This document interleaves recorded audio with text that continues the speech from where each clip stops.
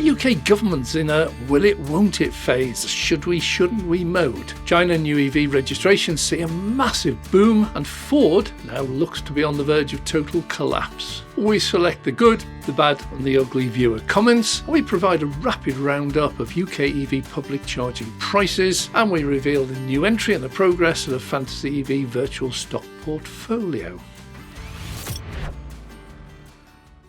In a recent interview with a CPO, responsible for EV public chargers, we heard that they want, above all else, stability. So it takes years to take a charger installation proposal from that proposal to actually opening. So for them, it would be rather nice to think that when they finally complete it, there's still the same demand for it, or greater, than what they planned.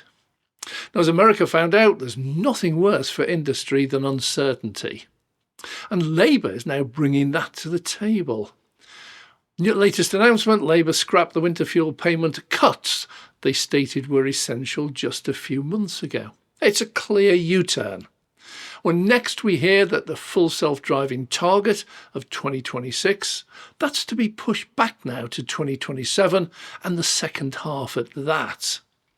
And then we get rumours that the deal that Starmer is supposedly done with Trump might just include having to apply tariffs on the Chinese cars headed this way.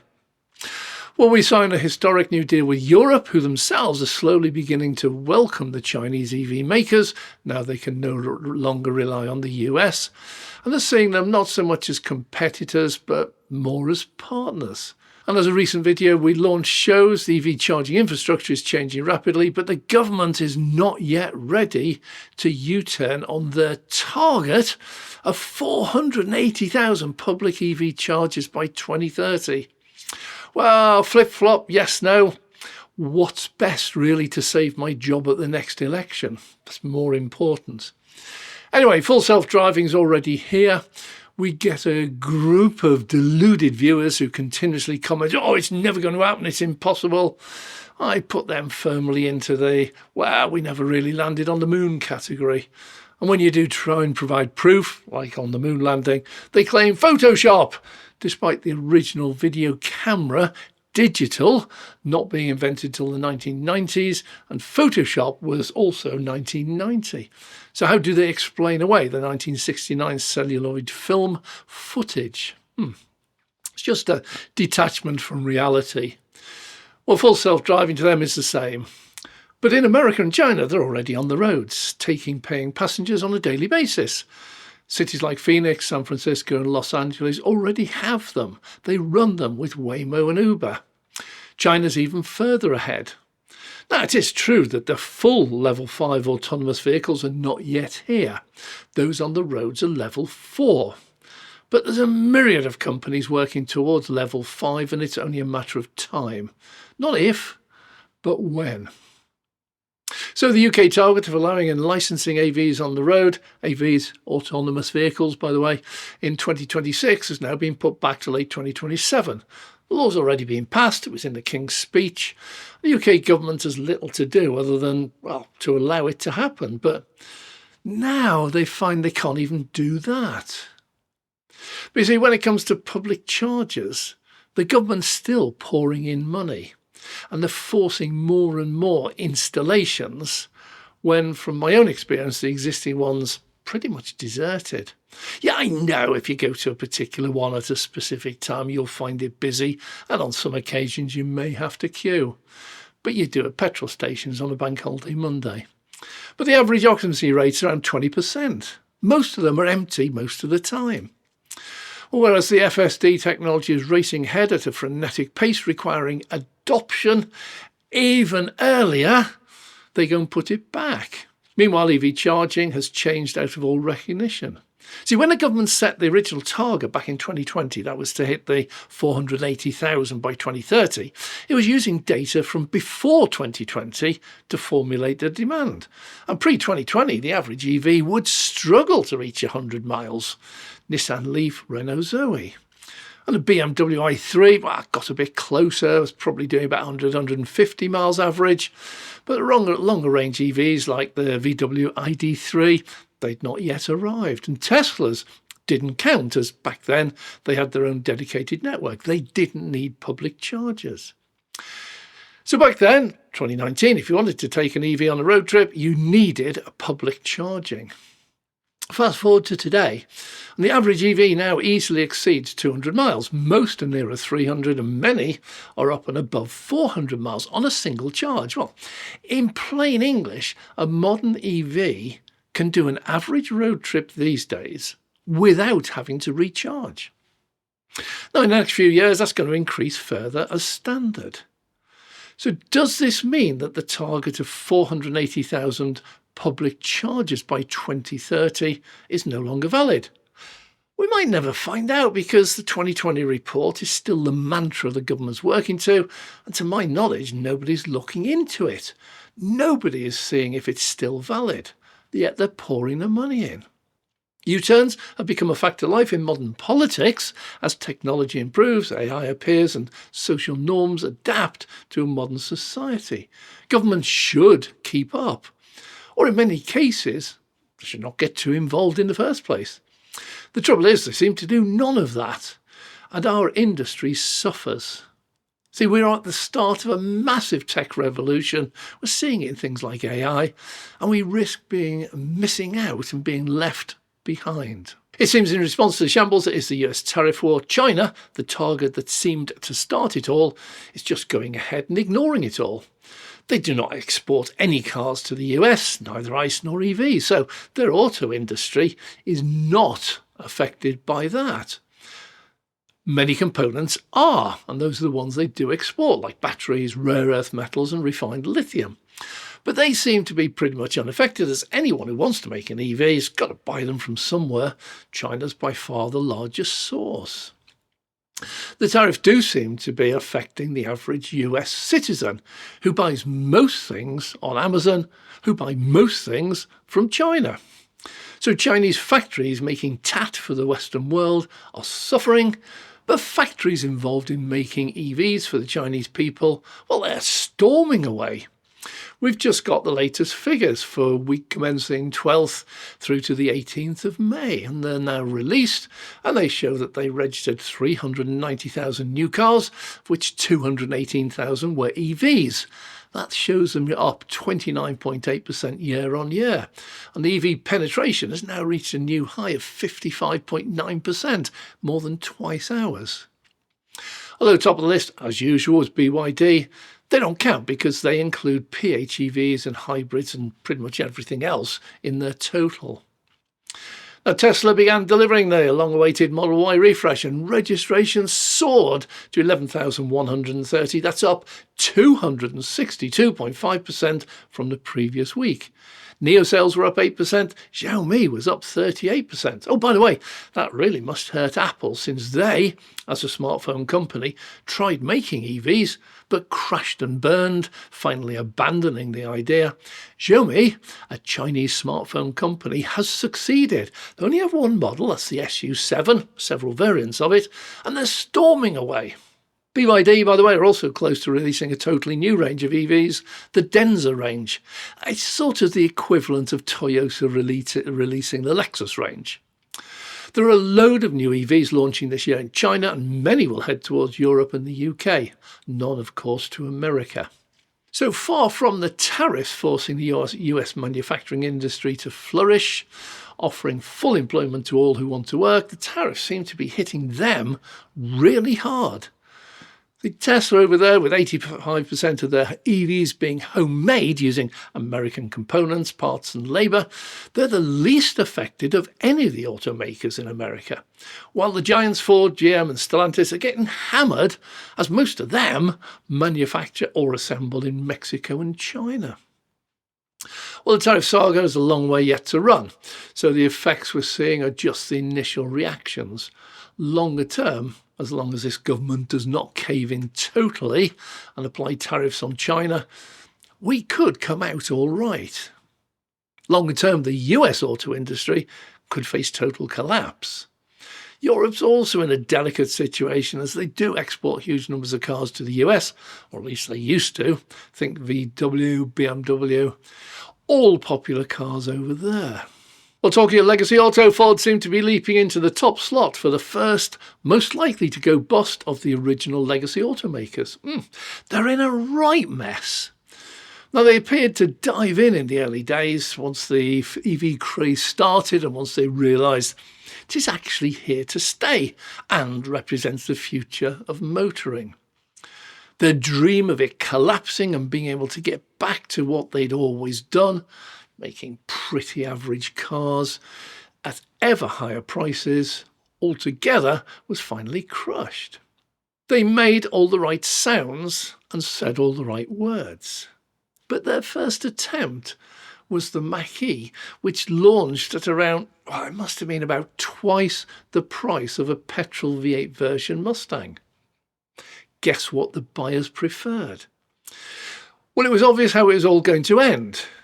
Then they attacked their own pickup truck market, which had been a world beater, absolutely unchallenged for many decades, with the arrival of the F-150 Lightning. Now, although this was touted as being much cheaper, the base model 150 Lightning rapidly disappeared, leaving the entry level priced at about 50% higher than the petrol version. Guess which the buyers preferred, and guess how that ended. It seems the Ford business models have been a bit of a flop. How about the battery factory in America to satisfy this huge demand for batteries their EVs would generate? That's now cancelled. In fact, Ford spent billions on EVs and EV-related things and ended up with virtually nothing. This year, they are really going to struggle to reach 100,000 sales. They tried some joint ventures, and then that didn't work. Then they simply contracted out the issue to others, in this case, namely VW. The Ford Explorer is just a VW ID4 platform with a different body shell on it. It's not even got a different infotainment system of Ford's own making. So now when you buy a virtually completed car from another manufacturer, guess who makes the money? It's usually the one who makes it. See, they have to sell that at a commercially acceptable price. They'll sell it to anyone, but that anyone must now load up the price so that they too make a profit as if they'd made it themselves. Hence, the Explorer ended up far too dear. Then they tried relaunching brand names like Capri. That fell totally flat. And now they've launched their Puma, their own make. It's made in Romania, but they just made a petrol car that just happened to have a battery and electric motor. It's not a modern EV. It was simply a petrol car and the base model at that. Things like manual adjustable seats, small and appalling infotainment system. Nothing really to distinguish it. Even the performance is totally unexciting. Yeah, they forgot to mention all of that, didn't they? You can buy a much bigger and better car like a Citroën EC3 for £20,000. A much better and far more popular Renault 5e from about £21,000, and a much larger, better and faster MG4 from £26,000, and the just released MGS5 from £28,000, or a hugely popular long-range version for just a couple of grand more. And Ford decided to allow the entry-level Puma Gen E to start at £30,000. It is hopelessly priced out of its league.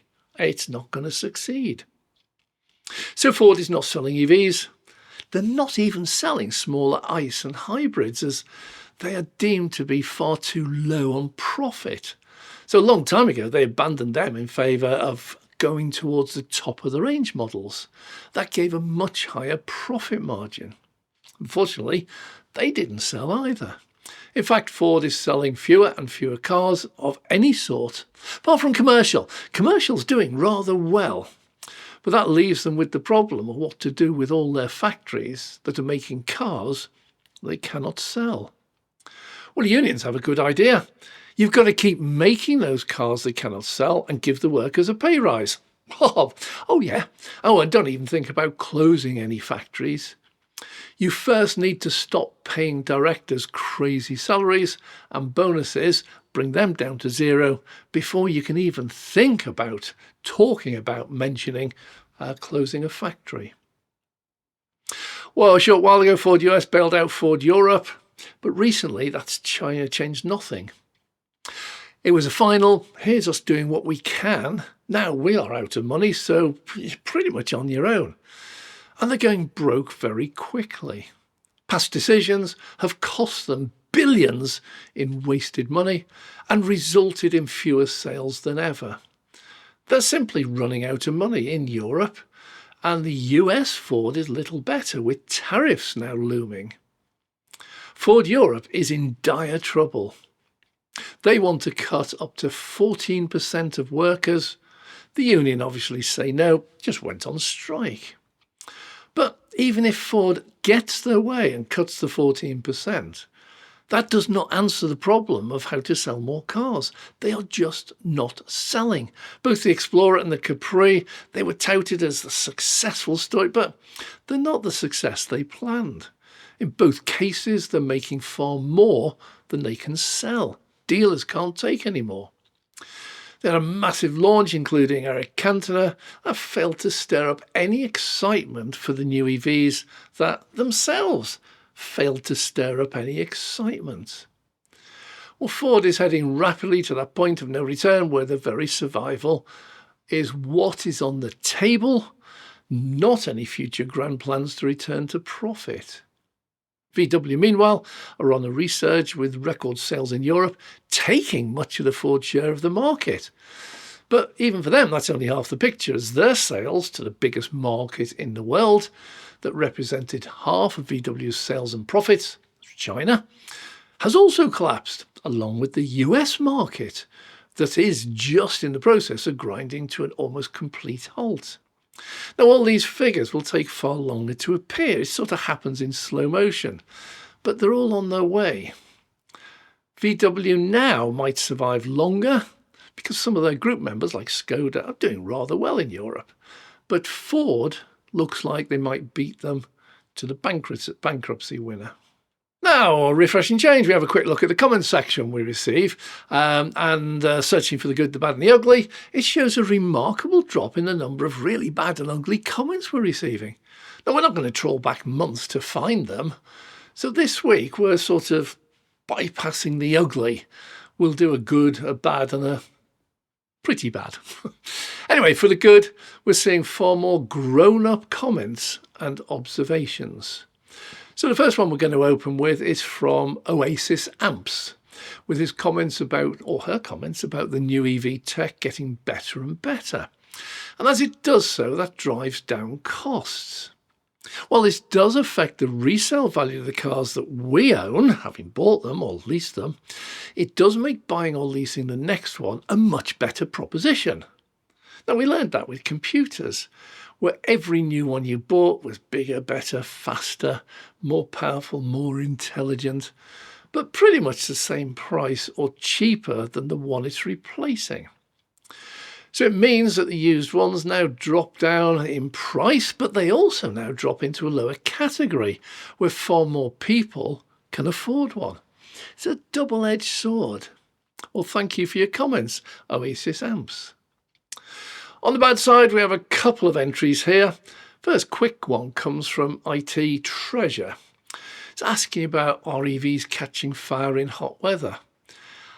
I'm not entirely sure whether this is a real snide go at EVs or whether it's a serious question, but I treat this one the same reply as those who claim EVs can't get any range in freezing cold weather. For that and this one, I just simply ask about the countries already doing it. There's a country out there with almost 100% EV sales, and that's Norway. And I seem to believe they're a lot colder than us. How do they manage? So for the hot weather, what about people who go on holiday to Florida and California for the weather? Are locals there finding their cars catching fire? Of course not. Well, finally, BSHAH 4831 states that public charging is too expensive compared to cheap home off-peak electricity. Yeah, totally agree. But it's also totally logical. See, I get my off-peak rate at 7p per kilowatt hour, yet a recent interview we did with a hotel owner revealed the best he can get commercially is 14 pence per kilowatt overnight. That, by the way, is a cracking rate that many other hotels and companies would kill to get. He also has PV panels that produce more than he needs, and he sells the excess to the grid, and the export rate is around about 15p. Well, obviously, if he uses that electricity himself, he loses that revenue. But when he puts the electricity into the new chargers that he has, he's got to add 20% VAT, so that's now a cost price around 18 pence. But he also has to convert his car park and buy and install the chargers, and that costs money. Whatever he pays, he has to get back. And the massive solar array and the 24 EV chargers, they're not cheap. So realistically, even with his cheap electricity, he'll never be able to get down to anywhere near my overnight rate, ever. So thank you for the comment, just get used to it. However, instead of beating yourself up by not being able to match my rate, why not have a look at how much you're beating what you used to pay by? The UK average mileage is 37. Yeah, I know some people get more, some obviously get less. Most of them get their best mileage when you're out on a dual carriageway at constant speed or on a motorway driving slower. But most journeys are urban, where petrol engines are not at their most efficient with the stop-start. With petrol about 1.30 a litre, it's just shy of £6 a gallon. So spend the £6, you get 37 miles. In other words, each mile in pure fuel cost is about 16p. Well, I just got back from a fast charger filming trip where we filmed countless chargers priced at average between 30 and 50 pence per kilowatt hour. One average EV now does 5 miles per kilowatt hour, so even at 50p, each mile driven will cost you 10 pence in fuel. Now, just think, if you offered petrol drivers the ability to drop their petrol prices to the equivalent of 10p a mile, that's over a third off. You'd have queues miles long waiting to join in. You cannot match my price, but you're able to drive around seriously cheaper than what you used to pay. Cup half full. Well, looking at the EV pricing for public chargers, it's in a bit of a stalemate at the moment. We've got loads of rapid and ultra-rapid chargers. In fact, in my opinion, far too many. The average range of a car now is well over 200 miles in the real world, whether or not you can charge at home. So most of it do not any longer need to use a public charger to complete a weekend out trip. The emphasis now is turning to workplace chargers, destination chargers, and options for those who cannot presently charge at home. And this is such an exciting area, and it's only just getting underway. We were invited recently to a Liverpool power-up event in the city centre, with loads of guest speakers, loads of cars there, loads of demonstration drives available. And we saw progress in all of these areas and are really excited what the next few years will bring us. Liverpool City Council, the leader anyhow, seems to be a real get up and go for EVs. As the range of cars increases and more people get an EV, more of us are going to plug into Aunt Ethel's own home charger on our next visit. We might even be tempted into staying that little bit longer. So it does mean we might not need to look for public chargers on the way. And prices in the destination charger world are now falling, with most prices in Liverpool that we've been researching are now lower than ever, making driving an EV cheaper than driving petrol. Well, finally, we reached the Fantasy EV Virtual Share portfolio. I see the portfolio is doing very nicely. It's being up. It's profitable. £537.62. It's early days. You don't look at these on a day-by-day basis or even a week-by-week. But the money we invested virtually, had we put in the bank, would have given just a few pounds return in interest. But beware, this is not a month-by-month virtual investment. It's longer term. This one is proposed to run for no less than a year. So looking at what to add this week, I've been having a look at what's going on around the world, and I'm getting rather impressed with full self-driving. It's mentioned everywhere these days. So I've chosen Hesai Group. It's based in China. It's one of the few companies that the general trading platform features in their offerings. Many of these are only available on the Chinese stock markets. Seems the US is not that favourable towards including them in the Nasdaq or the Dow Jones Index. Well, Hesai is a major developer and manufacturer of LiDAR sensors in full self-driving. Now, I do not see LiDAR as being commonplace in future years, but there is a place in the market while we head towards what will be there in the future years.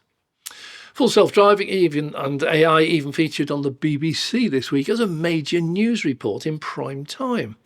They said, it's on its way, it's working well, but confirmed in the UK it's being delayed from 2026 until late 2027. Well, it's good enough for me to risk a flurry here. $1,000 is going in. It's currently showing up as pending, but if I have time before I have to upload this video, I'll see what the opening rate actually is, and I'll publish that screenshot as well. Well, that's it for the week. Thank you very much for watching. By the way, the articles we cover here often, in fact usually, feature in full-length videos at a later date. So if you do want to find more about them and don't want to miss them, please subscribe. You can click the notification bell so we can notify you as and when we launch the videos. Thanks very much for watching. I'm Dave. Want to support the channel, get access to behind-the-scenes content, that includes channel meetups, join as a member today. Details in the description down below.